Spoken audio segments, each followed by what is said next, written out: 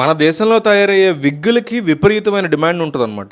మన వాళ్ళు over the generations Ayurveda మందులు అవన్నీ వాడి జుట్టుని బెటర్మెంట్ చేసుకుంటారు అనే ఉద్దేశంతో ఇండియా నుంచి వచ్చిన విగ్గులంటే ప్రపంచవ్యాప్తంగా చాలా డిమాండ్ ఉంటుంది. అట్లాగే ఈ మధ్య కాలంలో అంటే గత 10 సంవత్సరాలు 15 సంవత్సరాలుగా పొల్యూషన్ వల్ల కావచ్చు, మనం తినే కల్తీ ఫుడ్ వల్ల కావచ్చు, బట్టతల త్వరగా రావడం, తల త్వరగా నెరిసిపోవడం, వైట్ హెయిర్ రావడం ఇవన్నీ జరుగుతున్నాయి.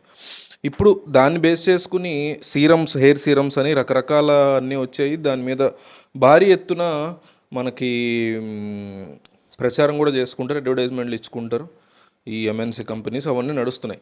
అయితే ఈ మధ్య కాలంలో ఈ ఆదివాసీ హెయిర్ ఆయిల్ అనే దాని గురించి డిస్కషన్స్ నడుస్తున్నాయి. అసలు ఏంటిది, ఒరిజినలా కాదా, దీని కథ ఏంటి? కొంతమంది నెగిటివ్ చెప్తున్నారు, కొంతమంది పాజిటివ్ చెప్తున్నారు. అసలు ఏంటి కథ అని చాలామంది అడుగుతున్నారు. అందుకని వీడియో చేయాల్సి వచ్చింది. ఈ మధ్య యూట్యూబ్లో షార్ట్స్ కానీ, ఇన్స్టాలో కానీ, ఫేస్బుక్లో రీల్స్ కానీ మనం చూస్తున్నాం. ఆదివాసీ హెయిర్ ఆయిల్ అనేసి పెద్ద పెద్ద ఇన్ఫ్లుయెన్సర్లు ఇన్స్టాలో లేకపోతే ఫేస్బుక్లో లేకపోతే యూట్యూబ్లో బాగా ఎక్కువ ఫాలోవర్స్ ఉన్నవాళ్ళు, సోను సూద్ లాంటి వాళ్ళు, ఇట్లా ఎంతోమంది ఈ ఆదివాసీ హెయిర్ ఆయిల్ గురించి చెప్పిందే చెప్పి వాడమని పొడుగు జుట్లు చూపించి వాడమని, ఇది వాడితే ఈ లెవెల్లో జుట్టు పెరుగుతుందనేసి భారీ ఎత్తున ప్రచారం చేస్తూ ఉంటారు. అయితే ఇది ఎవరు తయారు చేస్తున్నారో మనం చూస్తే సుమారు 100 సంవత్సరాల క్రితం రాజస్థాన్, గుజరాత్ ఇలాంటి ప్రాంతాల నుంచి కొంతమంది ఆదివాసీ తెగలు కర్ణాటకలోని బేలూరు ఫారెస్ట్కి వలస వచ్చారు. ఆదివాసీల్లో చాలా రకాల జాతులు ఉంటాయి కదా, తెగలు ఉంటాయి కదా. వాటిల్లో బన్వారి అనేటువంటి తెగ వందల సంవత్సరాల నుంచి కూడా వీళ్ళు వలస వచ్చిన తర్వాత ఈ కర్ణాటకలోని ఈ ఫారెస్ట్లో, బేలూరు ఫారెస్ట్లో కేవలం ఆయుర్వేద మందులు ఎస్పెషల్లీ జుట్టు కోసం తయారు చేయడం అనేటువంటి ఒక కార్యక్రమం వాళ్ళు అప్పట్లో స్టార్ట్ చేసుకున్నారు. అయితే 70 ఆ టైంలో 60లో 50లో చేసేవాళ్ళు. ఒక 20-30 సంవత్సరాలు గట్టిగా ఆ జనరేషన్స్ అన్నీ చేయడం స్వతంత్రం వచ్చాక అట్లా చేసేసరికి 1970లో ఫారెస్ట్ యాక్ట్ వచ్చింది మనకి. చెట్లో అంటే ఫారెస్ట్లో ఒక చిన్న కాయ కొయ్యాలన్నా సరే కంప్లీట్ రిస్ట్రిక్షన్స్ అన్ని పెట్టడం స్టార్ట్ చేశారు. దాంతో వీళ్ళు కొంచెమే తయారు చేసుకోవడం, దాన్నే వ్యాపారంగా మార్చుకోవడం, ఇట్లా ఈ టైప్లో చేసుకుంటూ ముందుకెళ్ళారు. ఆ టైంలో ఏం జరిగిందంటే సౌత్ ఆఫ్రికా నుంచి కొంతమంది వచ్చి ఇక్కడికి అంటే వ్యాపారం పని మీద వచ్చి ఇక్కడ వీళ్ళ దగ్గరికి వచ్చి ఈ హెయిర్ ఇష్యూస్ ఏవో ఉండడంతో ఆ ఆయిల్ తీసుకెళ్ళి వాడడం మొదలెడతాను సౌత్ ఆఫ్రికాలో.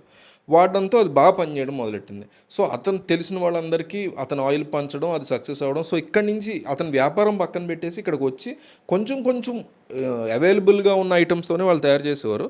దాన్ని ఇతను తీసుకెళ్ళి అక్కడ అమ్మడం అది మొదలెట్టాడు. దీంతో ఇదేదో బాగానే ఉంది కదా అని వీళ్ళందరూ ఈ ప్రొడక్ట్స్ని తీసుకుని తయారు చేసుకుని వీళ్ళే సూడాను, అటు సౌత్ ఆఫ్రికా ఈ ప్రాంతాలన్నీ వెళ్ళి అమ్మడం మొదలుపెట్టారు. అప్పట్లో సూడాన్లో యుద్ధం జరిగింది. యుద్ధం జరిగిన టైంలో ఇండియన్స్ అందరూ అక్కడ చిక్కుకుపోయారు అనేటువంటి వార్తలు వస్తున్నాయి. అదేంటి ఇండియన్స్ అక్కడ ఎందుకు ఉంటారు, మాకే ఇన్ఫర్మేషన్ లేదే, ఇండియన్స్ ఎవరు పాస్పోర్ట్లు లేవంటే రకరకాల దారుల్లో, దొంగదారుల్లో వాళ్ళు సూడాన్ వరకు వెళ్ళినటువంటి సిచ్యువేషన్స్. కట్ చేస్తే వీళ్ళు ఎవర్రా అంటే ఈ ఆదివాసీ తెగ జనాలు అక్కడ కనబడుతుంది. ఆదివాసీ జనాలు ఎందుకున్నారు, సరే ఎవరో ఒకళ్ళు ఉన్నారు ముందు రప్పించండి అంటే వాళ్ళు రప్పించారు. ఆదివాసీలని రప్పిస్తే ఏంటి మీరు అక్కడేం చేస్తున్నారంటే మొత్తం స్టోరీ ఇదంతా అని చెప్పుకొచ్చారు. అప్పుడు ఇంకా గవర్నమెంట్ ఏంటంటే సరే అంటే అప్పుడు మిషన్ కావేరి అని చేశారు అప్పుడు ప్రైమ్ మినిస్టర్. సో వాళ్ళందరూ రప్పించిన తర్వాత అప్పుడు తెలుసుకున్నారు, ఓకే ఇంత మంచి ప్రొడక్ట్స్ ఉన్నాయన్నమాట మనకి ఆయుర్వేదానికి సంబంధించి. సో మీరు అక్కడికి వెళ్ళి చేస్తున్నారు కదా, అదేదో ప్రభుత్వం నుంచి కూడా ప్రోత్సాహకం అందిద్దాము అనే ఉద్దేశంతో వాళ్ళని ఎంకరేజ్ చేయడం మొదలెట్టారు. అట్లాగని ఫారెస్ట్ రిలేటెడ్ పర్మిషన్స్ అయితే వాళ్ళకి ఏమీ ఇవ్వాల, చాలా లిమిటెడ్గానే ఇచ్చారు. ఎందుకంటే చెట్లు కొట్టేయడం అవన్నీ దాని కిందకు వస్తాయి.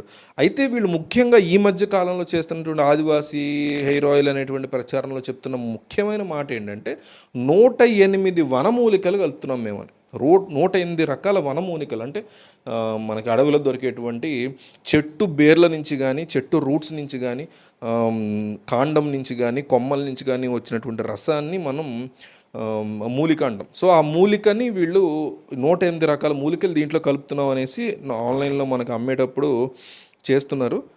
ఒక్కొక్క బాటిల్ ఒక బాటిల్ వచ్చేసి 2500 పెట్టి అమ్ముతున్నారు. కానీ కట్ చేసి చాలామంది దీని మీద విపరీతమైన నెగిటివ్ రివ్యూస్.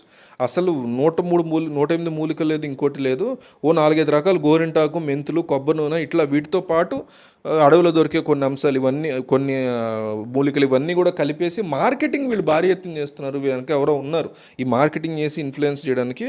సో వీళ్ళకి ఉన్న బిగ్గెస్ట్ యాసెట్ ఏంటంటే వీళ్ళ ఆదివాసీలు.